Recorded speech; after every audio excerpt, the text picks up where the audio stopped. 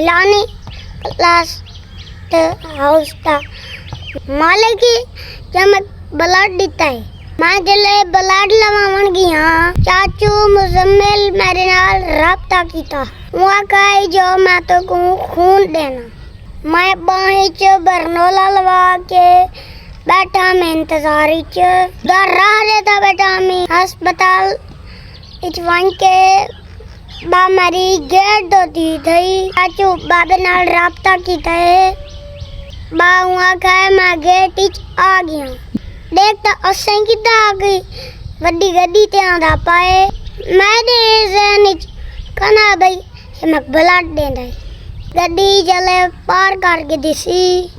मैं दो फोन कीता सी। फोन जले कीता सी तो सारे कोलू वजह सलाम दुआ थे ये वाला वहाँ के मैं ब्लड इको देख के सबक हासिल करो। एडा वड्डा बंदा मैं को ब्लड दे गया। कोई को लालच ही मेरे नाल कोई शायद को नहीं बस अल्लाह दी रज़ा वास्ते दे तो सही अल्लाह दी रज़ा वास्ते बल्कि हर काम अल्लाह दी रज़ा वास्ते कीता करो।